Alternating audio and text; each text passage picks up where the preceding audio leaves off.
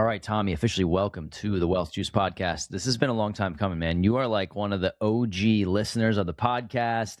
You and I have been connected now for, I think it's been 2 years. And I know you were following the pod and everything prior to that, but like you joined our community. We now have not just a business relationship, but a friendship. So, I mean, that's the things that I value the most. I just want to thank you for coming on. I'm really intrigued for you to share your story with our listeners. I think people are going to get a lot of value out of it. Yeah, awesome. I'm happy to be here. Like you said, I've listened to, the Weekly Juice for a long time. At one point, I think I listened to like all of your episodes. So I might have been like the number one listener for a while there, and followed you guys through the Wealth Juice. Was really happy when you guys started your program so that I could join there, get a little bit more FaceTime with you guys, kind of to your point, build that relationship and talk a little bit more. And also just find like-minded people. Like the one thing it's great about being a real estate investor, but it's always tough to find other people that like want to talk about real estate with you the same way that you do and understand it the same way. So I found a lot of value in that. Sweet, man. Yeah.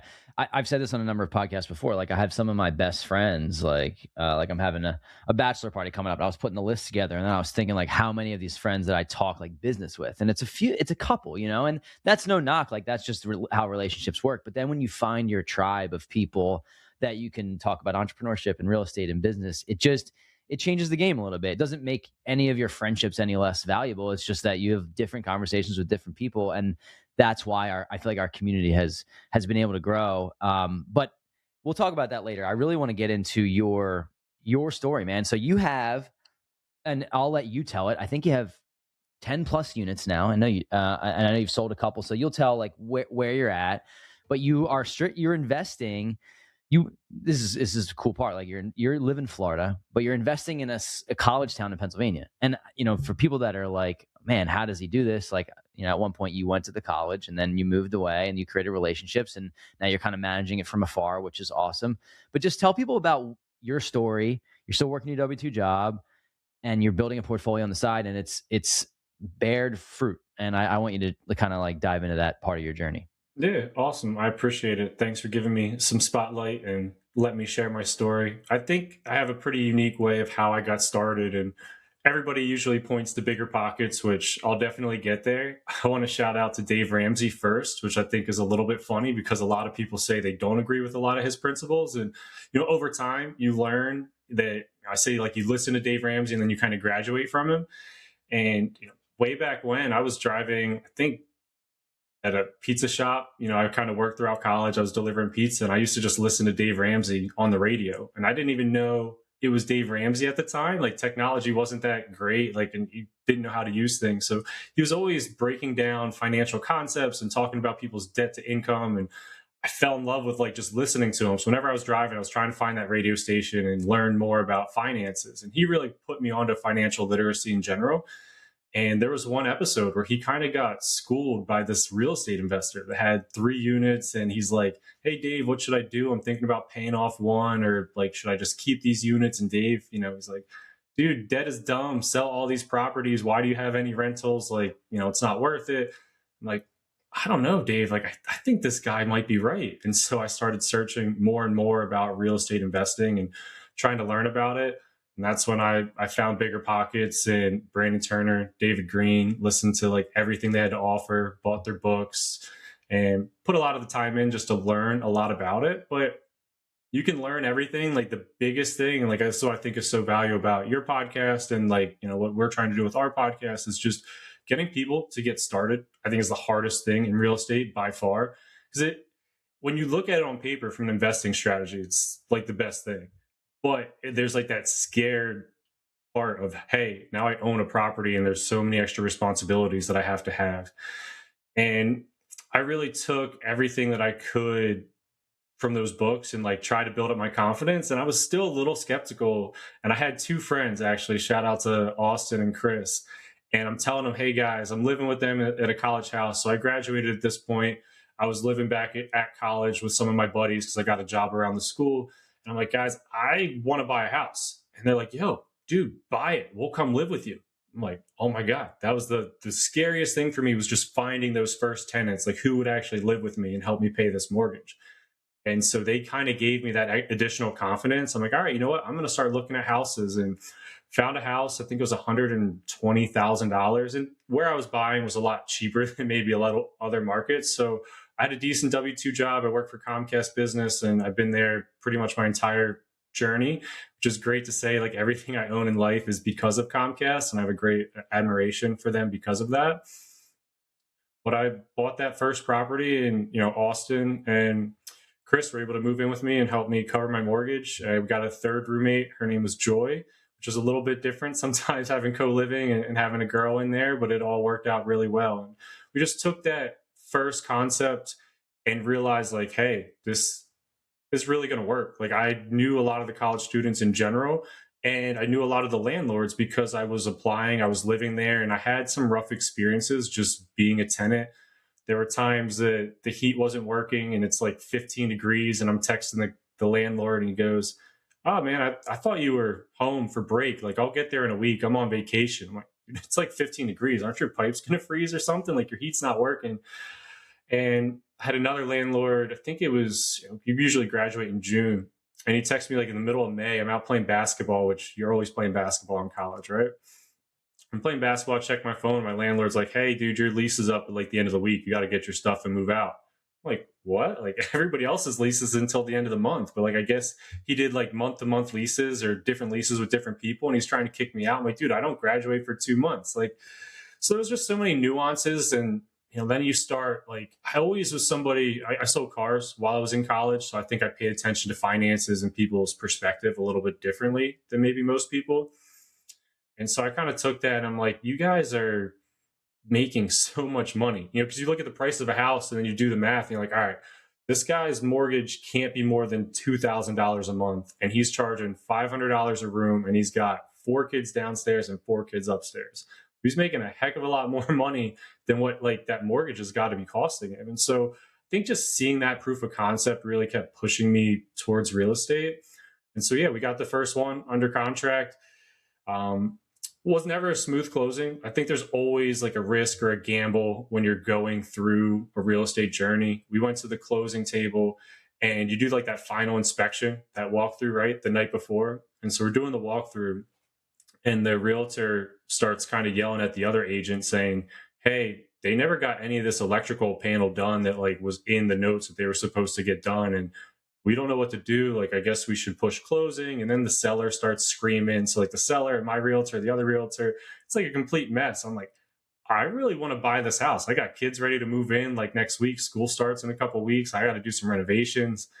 I'll just buy it as is. And maybe a lot of people would say that was stupid. I was out $4,000 or whatever it was to get that electrical work done. But I've made a lot more money than that original $4,000 loss. Yeah. I mean, this is a great start to your journey, and, having this like lengthy conversation with you, which is cool, is like, I don't even know if I remember us talking about like the house hack part of your journey. Cause I think of you as like the out of state, like student rental guy. Like, that's kind of how you've like, I mean, I don't know if you've actually branded yourself that way, but we'll talk about the branding because you should. But I know you started your podcast. I think that the way to get started is so simple, and it makes so much sense. And then you can have that proof of concept, and you can continue to grow it. Talk to me about where your portfolio is now, like what it looks like, what you're focused on, and then we'll kind of, take people back through the timeline of how you built it. Yeah. And where I'm at today, I basically have 3 rentals in the Dallas area that I rent to the students at Misericordia on my own. And then I have a company with my buddy and his dad. We have 5 rentals together in that same area with the same concept. So there's 8 total. And then I have 1 property with Tyler, my brother-in-law, who we started the podcast with. So I'm around 9, and then I own my house here. So I'll say that I'm over 10. I had 3 additional properties that we ended up selling over time. So I was around 12. I've dropped down to 9 with plans to buy more. Whether you're a new or experienced landlord, one of the biggest hiccups that people run into that prevents them from scaling their portfolio is lack of organization. And most people think that they're going to be fixing toilets at 2 a.m. Because of that lack of organization. They're going to be getting calls from tenants, and tenants are going to destroy their house. One of the things that fixes that completely is easy landlord forms. When you're self-managing property, Staying organized is one of the most important things that will allow you to scale. Easy Landlord Forms has tenant screening services, state-specific lease agreements, online rent payment systems, and over 500 landlord forms. So you can keep everything in one hub, scale your rental portfolio with ease, and most importantly, make landlording and real estate investing as passive as it can possibly be. So go to easylandlordforms.com and you can use the code WealthJuice, which will give you 20% off any order. Yeah, you're in this unique position where like you have ties to a specific university, and Misericordia, for people that are listening, it's like a small town in Dallas, PA, and it's not like a big university. So like you having the ties there allows you to get, because you played football there, right? And so you have some of the football players that are like moving up in from freshman to sophomore. They're looking for housing, and then you've kind of built this network, which I think is awesome. Is your goal to continue to buy student rentals in that area because you've gotten good at it? Like what's the focus now? And then, I'll ask you about like maybe a specific deal that you've done and just talk about some numbers. Yeah, I would say that is my focus. It's something like, even again, joining the group, one of the big things is using you guys as a soundboard. And you want to do what you know and do what you do well. And I've done this well and I know this well. And like the longer I've been in it, we had Mike Marchman on our podcast, and he made a really great remark where it's like each deal you get to learn, whether it's good, bad, and different. Like it's always going to be a great learning experience. And I've learned so much just by buying, 13 houses in this little tiny market. I know which houses are better than others. I know what's better versus, the borough or the township. I've built a ton of relationships, so I know which contractors to call, which ones not to call. So because I have such a good niche there, it's really tough for me to look at expanding and buying elsewhere. And like, again, like I learned a lot from you, and you guys have talked about, hey, we've gone all over the place in a certain sense. So we're chasing this, we're chasing that, we're chasing this. But you know what? We're really focused right now on what's working, and we're going to keep sticking with that. And I think that I'm in the same boat. I really want to keep sticking with this. There's a couple properties that just got listed here not too long ago. I had like more of a rough patch last year. We had So I played football at Misericordia. I do rent to a lot of the football players, and they had the coach change last year. And not that I lost a ton of relationships, but things just got a little bit quirky, and we didn't get our properties rented out as quickly as possible. I started second guessing a little bit. I live here in Florida. I'm like, should I keep investing there? Should I look elsewhere? And then this year, really went gung ho. Hey, how can we get these properties rented out as quick as possible? And it turned out that we had like 4 or 5 additional groups of kids reaching out to us that we couldn't even get properties for. And I'm like, darn, like I need to buy more. Yeah, I got to buy more. Exactly. So I think, what we're doing has worked really well. And then like you look at rents with interest rates, and it's really tough to find properties that work at 9-10% interest rates the way they were getting up there on DSCR loans for a little bit, where now they're dropping back down to 6.5. And if they keep going down, I mean, it's not like any deal will work, but there's a lot of properties that can cash flow pretty decently when you start looking at like a college rental.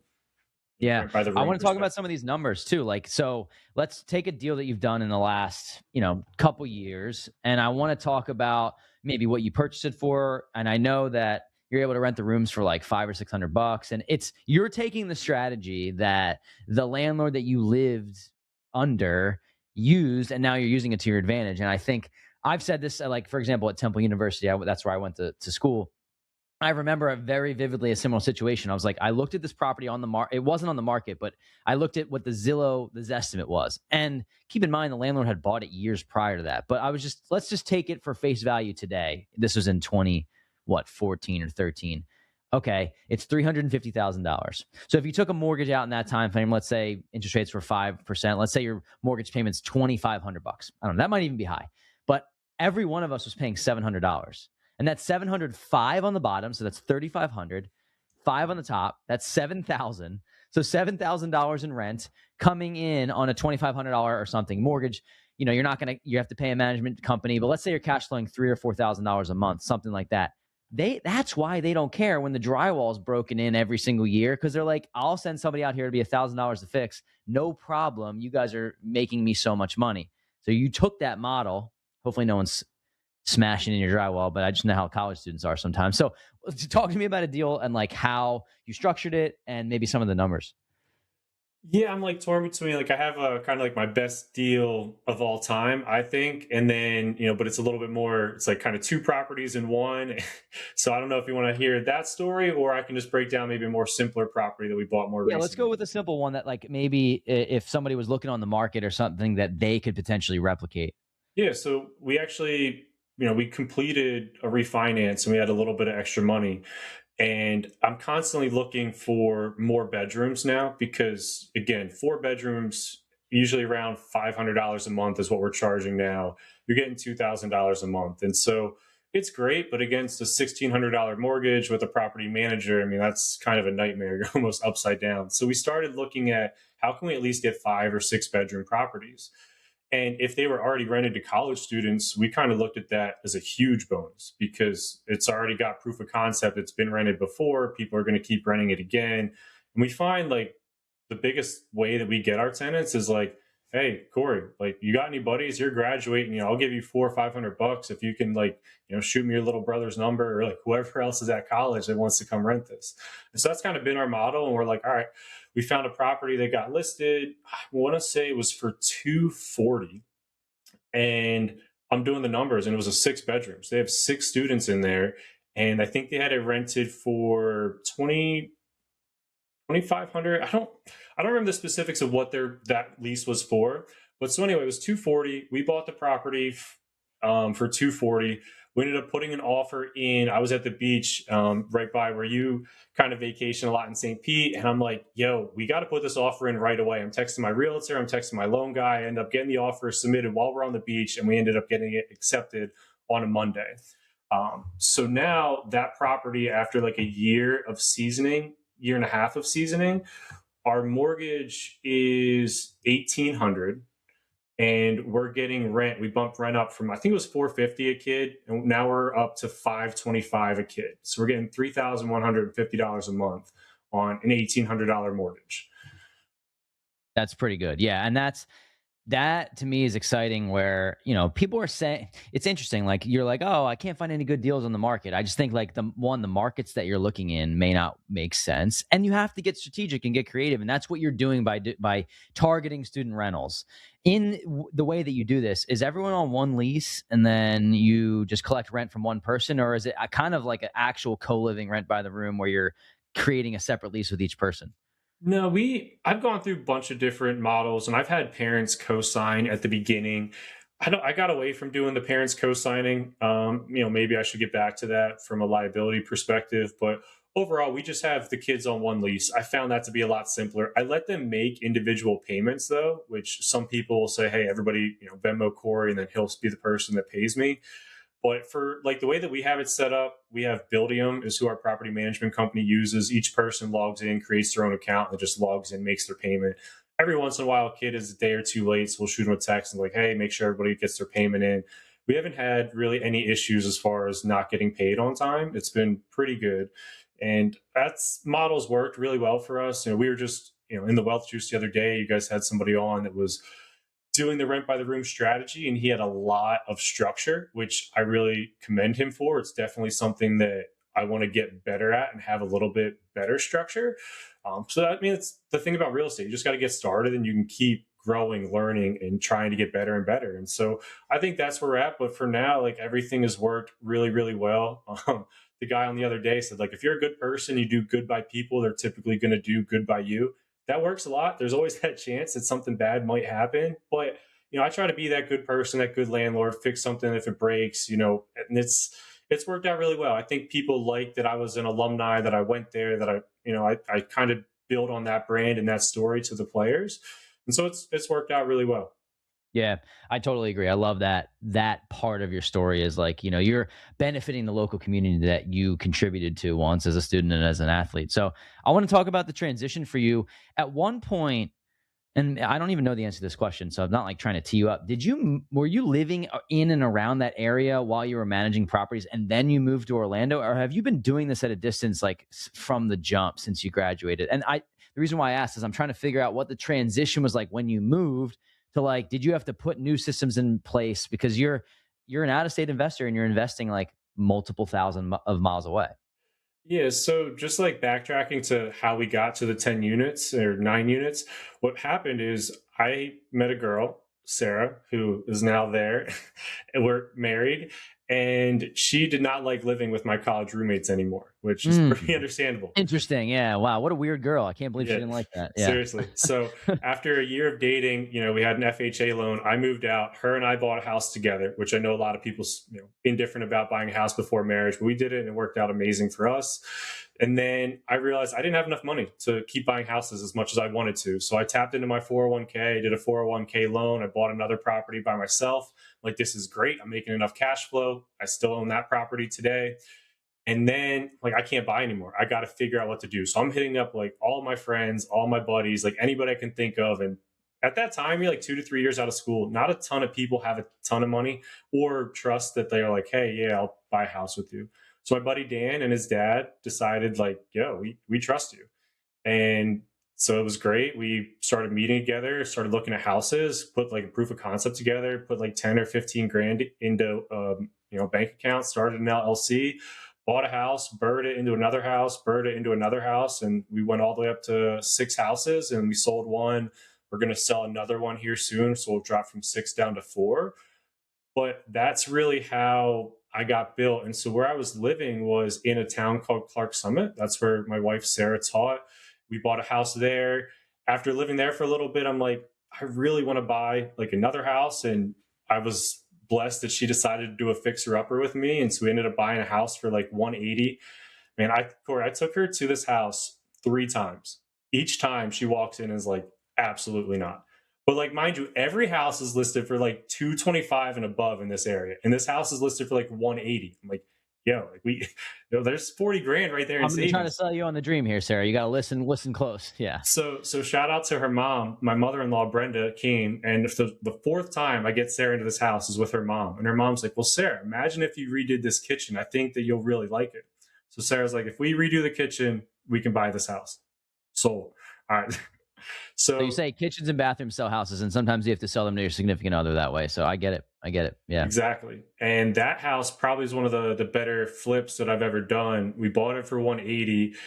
I was living there for a while, and then what happened is I took a cash out refinance on the other 3 properties that I own. I consolidated them all into a portfolio loan, was able to pull out like $100,000, and this was right after Sarah and I got married. We spent a little bit of time, it was during COVID in Florida, and we're like, I'm golfing every day. It's sunny and 75 every day. Florida living's amazing. So we took the money from that refinance and bought a house down here in Florida. So to answer your question, I did a lot of management up until that point.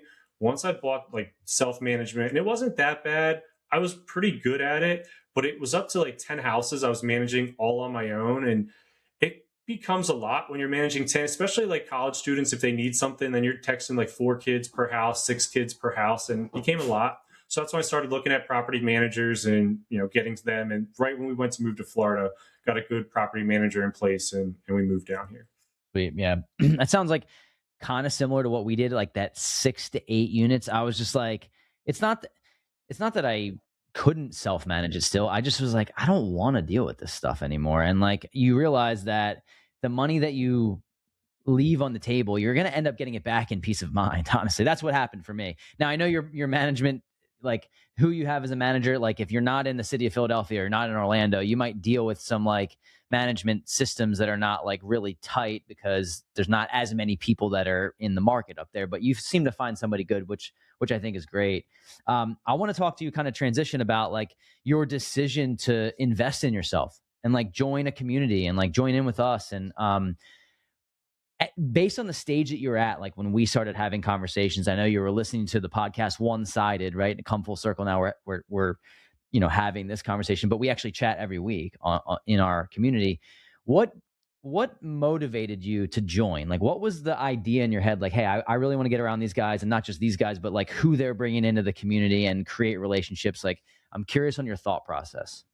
Yeah, for me, everybody's a little bit different, but like you sometimes get stuck like in your own ways and you're curious, like, am I doing this the right way? I want to explain my story to somebody else and like kind of get some guidance. I want to talk about where I'm at in real estate. Like I find like when you get started in real estate, it's like, hey, just get your first property, get your second property, and then like you start growing and growing, and you're like, am I doing this right? Like I kind of wanted to review my portfolio. I wanted people that I could talk through, and like it's an awkward conversation when you're talking to somebody about your finances. I mean, I've met with so many financial advisors, and there's no knock against them, but like every single time, and I'm sure you probably have a similar conversation. It's like, wow, you're doing great. Like, well, thanks, man. Like I appreciate that, but like, what can I? Because we're athletes, right? Like, we want to get better. How can I get better? Coach me to be better. And they look at like what you have in your 401k and like, hey, you're doing really well there. And like, they don't understand the real estate side of things as much. And like, I kind of got to a point where I felt comfortable with a lot of my finances, and I wanted to figure out how can I focus more in putting money into real estate where I can get some sort of cash flow and try to retire, younger than 65. And I couldn't find many financial advisors or coaches that could really talk through that. And that was like my main like attraction, or like what grew me to want to join the group, is so that I could talk to like-minded people that are having that same debate every single day in their mind. Like, how can I get, to financial freedom a little bit sooner? What strategies are they doing? Should I do Airbnb? Should I not? And so I just really wanted some additional coaching, and then also to be a part of a group where there's more like-minded individuals. And like I've said this several times, like I love family members and friends, but every time you talk to somebody about real estate, it's always like, oh, that man, that's awesome. It's just not for me. And you can explain it to them. And I've tried, persuading people. I'm pretty persuasive. I've been in sales a lot. Tyler Brown, we'll talk about him maybe at some point, but I was able to get him into real estate and like help sell him off of just investing in his 401k. And he's done really good at building himself a portfolio. We have a property together, but like just surrounding myself with other investors, especially like moving to Florida, I've met people, but I don't know too many like real estate investors per se.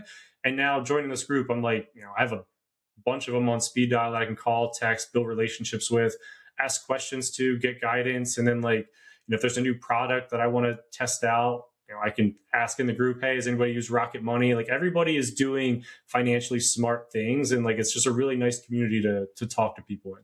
Hey, let me pause the episode real quick. Let me know if this sounds like you. You're making six figures, you're climbing the corporate ladder, investing in your 401k and your Roth IRA, and maybe even a brokerage account. But deep down, you're asking yourself, is this really it? Like, am I just going to do this thing for the next 30 years and hope to retire in my 60s? That was exactly us just a few years back. We were curious and excited about real estate, but overwhelmed and without a roadmap. If you fast forward to today, we've built a portfolio of over 80 cash flowing units and grown our net worth to over $2 million. We've made it our mission to help busy professionals like you take that same leap and start building generational wealth for yourself and your family. That's exactly why we created the Wealth Juice Inner Circle, a private real estate investing community designed to help you get your first rental property under your belt in as little as 90 days. Inside, you'll get direct access to us, our full investing network, private off-market deals, and our exact playbook, and a community of investors who are closing deals every single week. That first property changed everything for us. We always talk about it. It was the true foundation for building generational wealth. And honestly, if we had access to something like this when we first started, we'd be 10 times further along by now. So if this sounds just like you, click the link in our show notes and schedule a call with me. Yes, me. I'll be taking the calls. We'll go over your goals, map out a plan, and get you ready to close your first deal. Let's get it. Yeah, I love that, man. I appreciate that. I think, the part of this is like, and I've talked to people that are like several steps ahead of me in terms of like, their net worth. They're in the tens, 20 million, 30 million. And what they've said to me, I found it interesting is they're like, sometimes it gets lonely. Even when you're successful, it gets lonely because the people that you love and want to hang out with, like they're working and they can't go do these things with you. I'm not suggesting that we're at that level, but I'm just saying like, I've noticed this, that like, there's a built-in way to like grow with people. And it's more fun when you're doing it with other people and you're sharing that experience. And I want to reiterate, I'm not saying that I'm at this point in my life where I'm just like vacationing all the time and not being able to take my friends with me. But I've heard people talk about this and I'm like, oh man, there is this loneliness level on the entrepreneurial game and or the real estate investor game. And it's like, wait, okay, maybe I can put myself in rooms with people who are doing this every single day. And that was like why I felt like our community kind of resonated with a lot of people. I want to ask you about partnerships because this is a unique part of your story. You started out on your own when you had like tenants that were paying your mortgage, and then you branched off into a partnership with a good friend of yours and his father, and then you're still running those properties together. I don't know how much you're growing with them still, or if you're looking to buy, but then you have another partnership with your brother-in-law. Talk to me about that role of partnership in your journey and like what you recommend for people or what you don't recommend. Yeah, it's a great question. And again, like real estate is expensive. I'm not going to say that it's not. And so you're always going to come into this issue where you run out of money. It happens to absolutely everybody. Every real estate investor I know is like at some point you run out of money. And it's at that point, what are you going to pivot to? And to me, I thought, well, the number one thing I can pivot to is a partnership. So let me start reaching out to friends, family, see who wants to invest in real estate with me so we can kind of split. A $20,000 down payment might be a little bit too much for me, but if I'm splitting it $7,000 a pop between three people, it's not as expensive. And that's what led me to trying to find a partnership.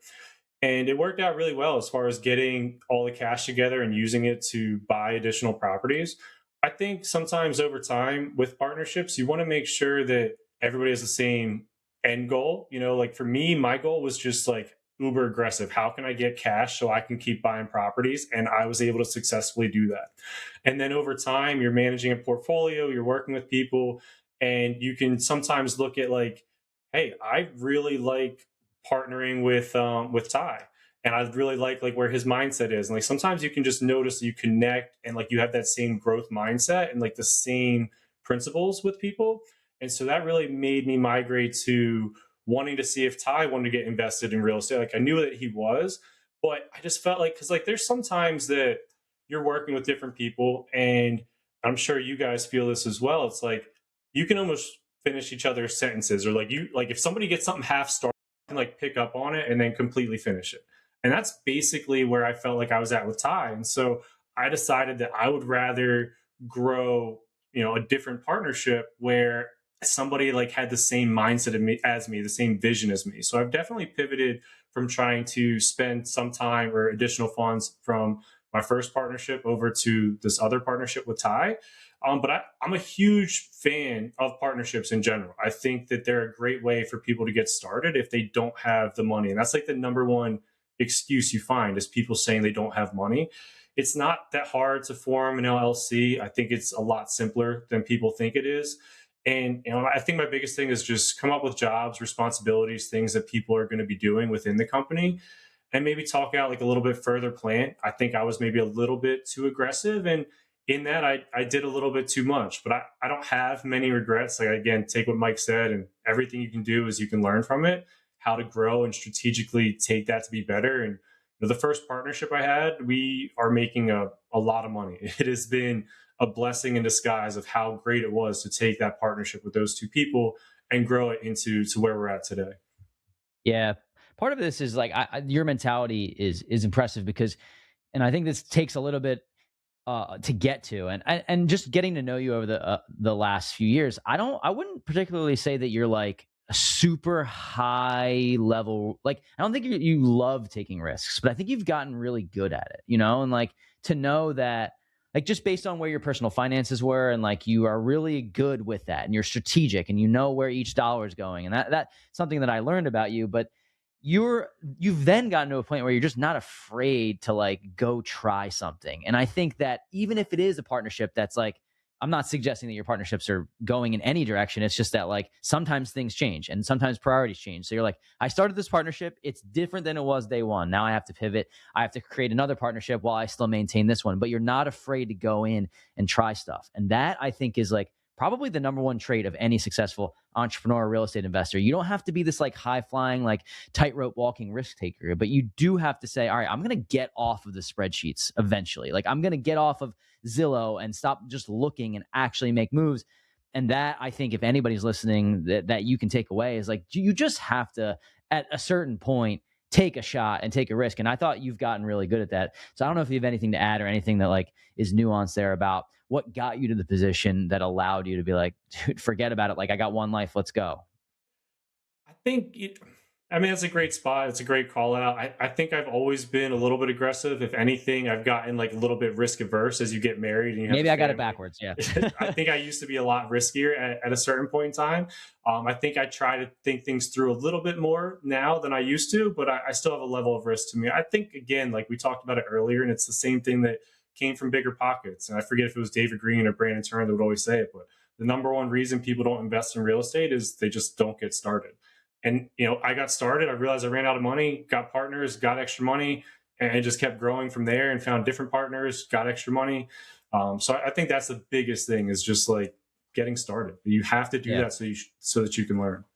When I talk to people on podcasts, I always like to say it as a caveat, like, when you see us post on social media, like, our lives are not perfect. Like you post on social media with the things that you want people to see about you. I try to be as real as possible 24/7. Like that's who I feel like I show up as myself on this podcast and on social, but like you're still showing the highlights and the best parts of your day and the best parts of your portfolio. So like now that I'm like learned about what you have going on and like the questions that you're asking and like who you're trying to become through this process, you just learn about what's working, what's not working.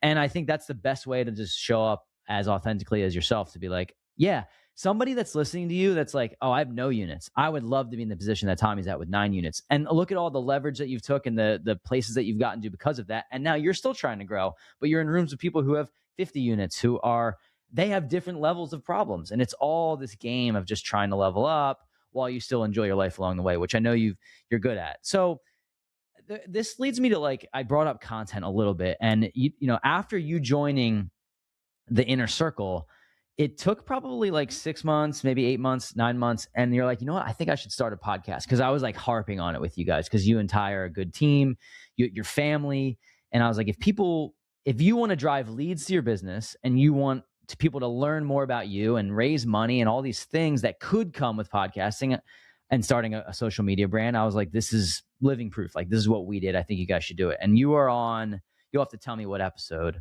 and it's and you share about your podcast. But like, what was the decision to do that, and like, what pushed you over the edge to decide to like get out of my comfort zone and start sharing, your journey? Yeah, I talked to Ty about this a little bit earlier, and we had a joke of a dream goal once we eventually decided we were going to do the podcast. And I think the biggest part was just sharing our story. We really liked, the concept of bigger pockets. We really liked the wealth juice. And so we were like, we just really like talking about our story. And every real estate podcast you listen to over time, they start super small and then they keep getting bigger and bigger and bigger. And the guests that they get and the people they're talking to and the conversations they're having are incredible. And so Ty and I were like, maybe we can start super small and try to stay as small as possible, where we're really looking for people that have like 5 units or less. And we just want to show people like how to get started in real estate. And that was like kind of the concept, because we find that getting started is, again, the hardest part. So we really want to talk about like, how can we just get people started? Let's find small mom and pop investors that have like 5, 10 units tops, and try to speak to like those people that really just want to get started, create like a blueprint. We came up with the name the Monopoly Mindset because we thought that that's the one thing that's the most relatable to buying real estate, right? Like, you're playing the board game and you land on something, you buy it, and that's how you end up winning, right? And it's just like the game of life. You got to buy some real estate, let other people, pay it off for you, and you'll be, financially successful that way. We do take like a lot of ownership and just like listening to you guys. You guys were very adamant and like, hey, why don't you get started in this? So our joke or our dream goal was, we're like, one time the wealth juice is going to keep growing. They're going to get bigger, and they're going to need like a junior podcast. So like, our goal is to get us in line. So when they look for like a junior podcast, we'll be like ready and able to be their juniors. So Dude, you never said that to me before. That's amazing. So there's like we got to come up with a better name than junior, but yeah, like yeah. some sort of like subsidiary of the wealth juice. That's like, I think it's great, dude. Thanks for bringing it up here live. Maybe we'll workshop that thing, but I love it. I love it. So I think one of the things I wanted to point out is, once you start to invest in yourself in like mentorship and community, that starts to expand like who you want to become and what other things that you want to do with your investing journey and just your personal finances in life.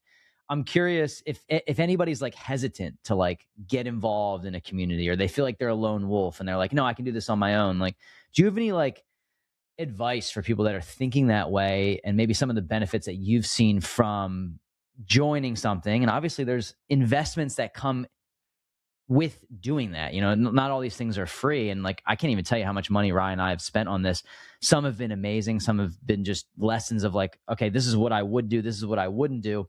But I'm curious on your journey and like your thought process behind people that are hesitant or scared.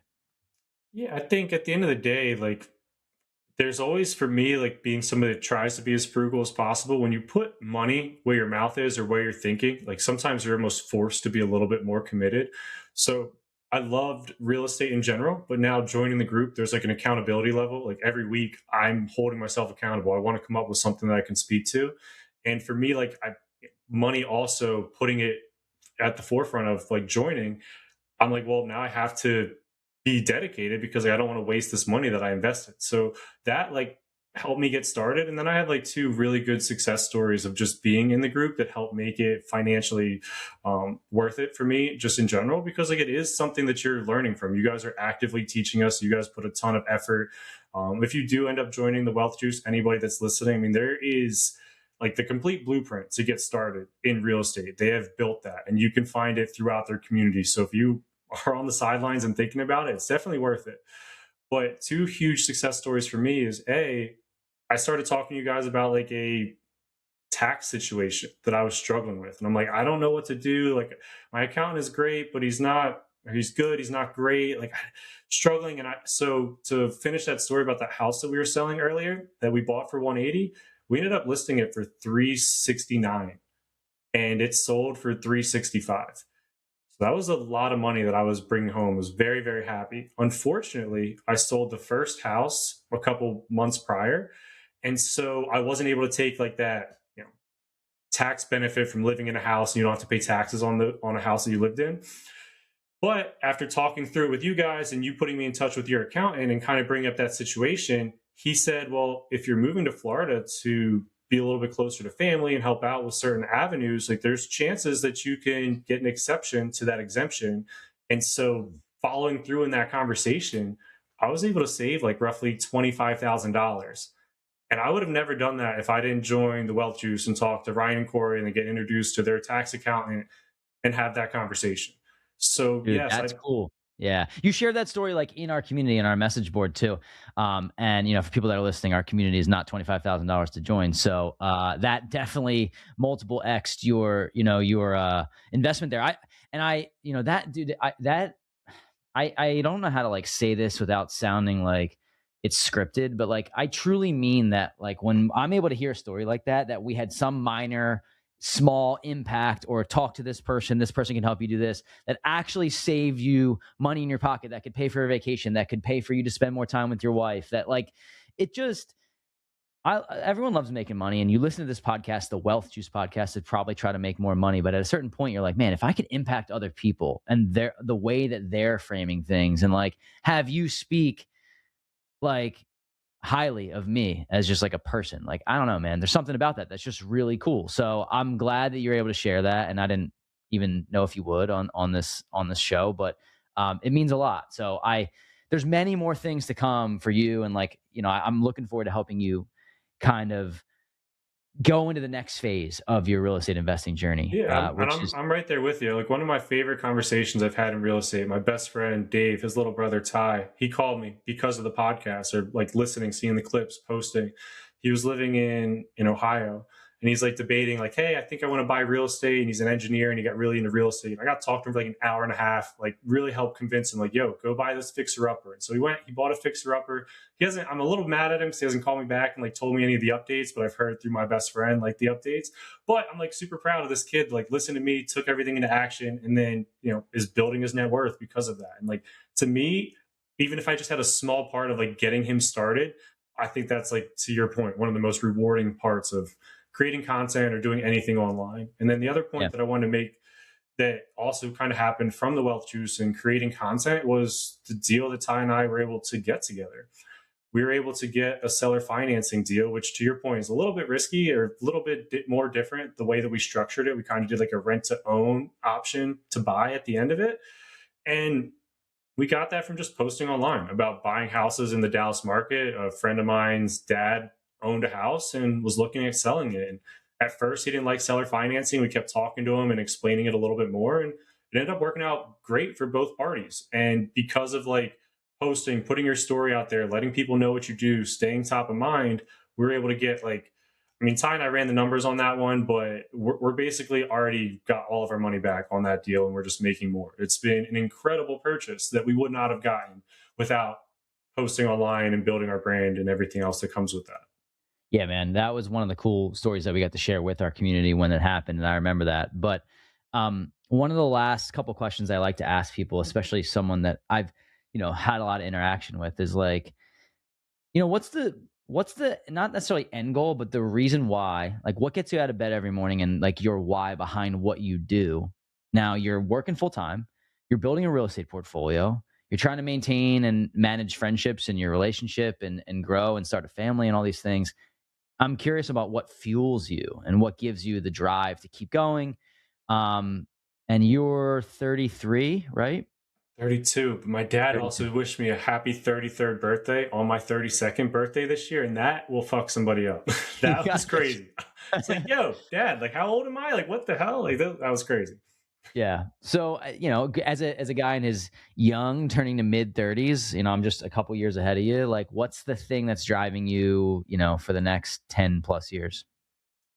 I think it's not to be cliche, but it's always family. Like everything I do or you want to become successful is like I want to have enough money so that money isn't a problem, but I'm not a person who wants to have, 30 to 50 million dollars and be uber successful, but I want to have enough money where we can buy things and live a good life. But I think a lot of it, and sometimes you hear Ryan speak to this too, like how you grew up, what shaped you, what your family dealt with. I mean, my dad was somebody that worked all the time, and I love him because he was able to build us, create a family for us. But I want to be somebody that can work a little bit less and then also provide very nice things for my family at the same time.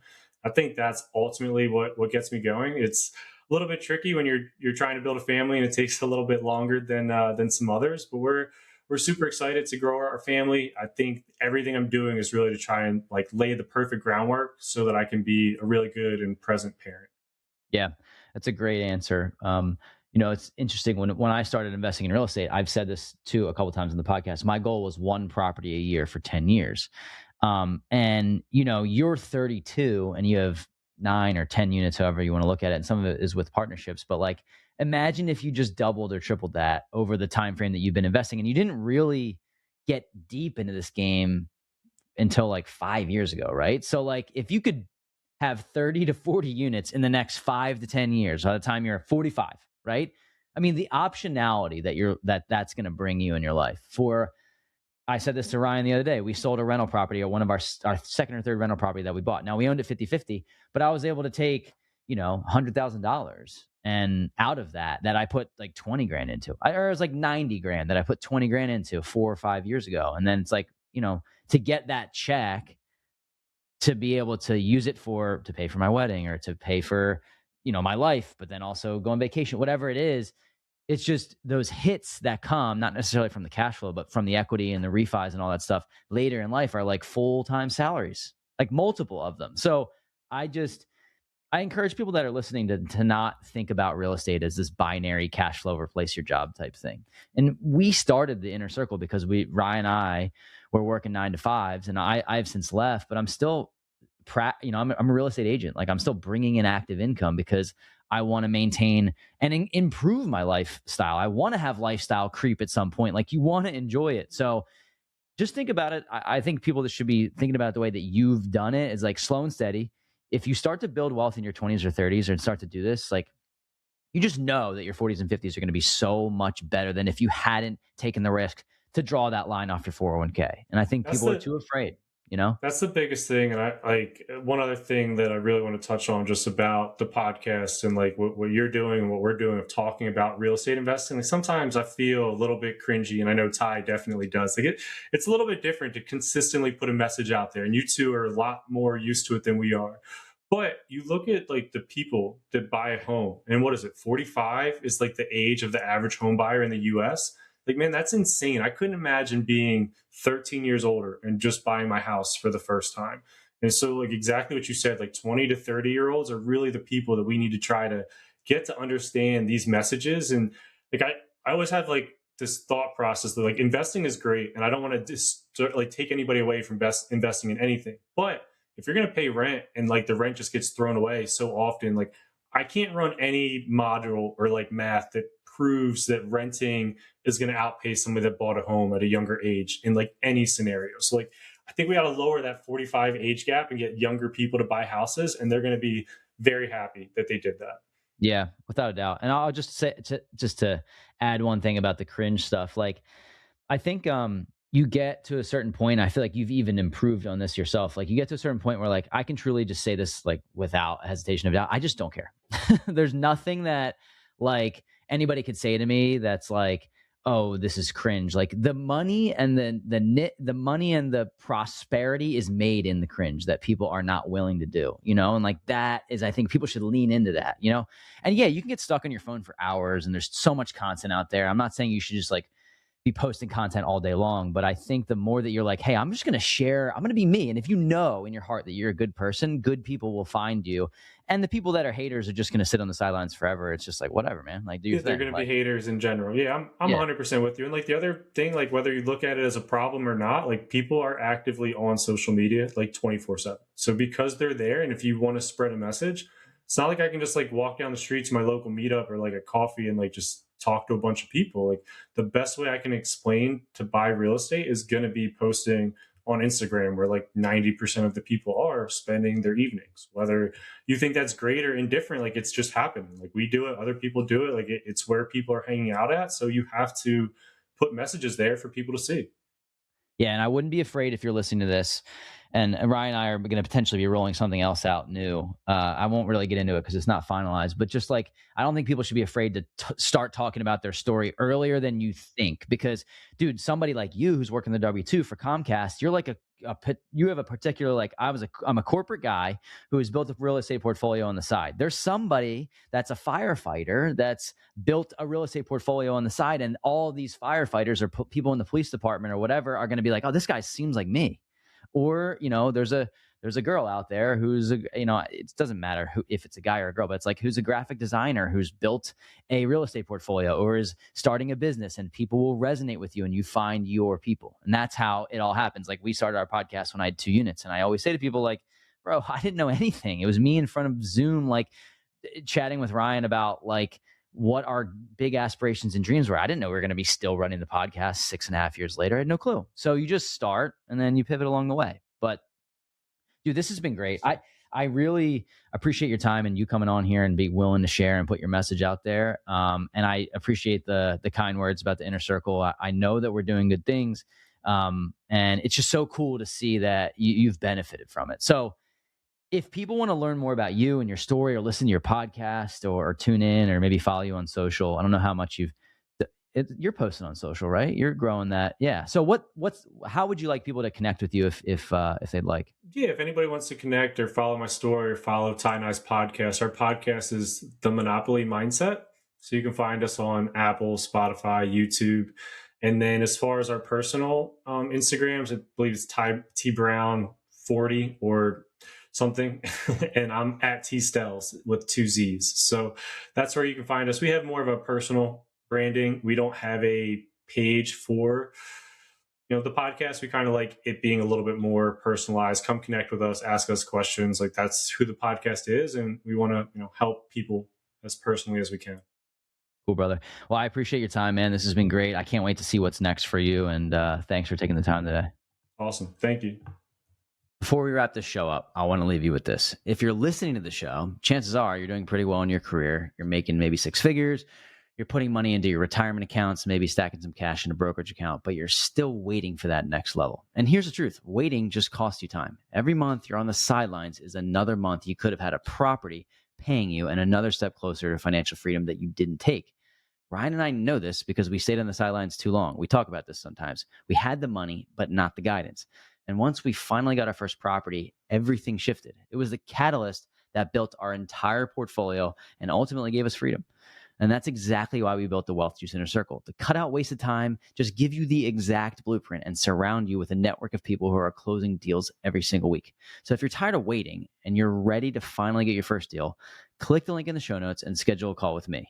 Let's map out your strategy and get you moving before another year slips by.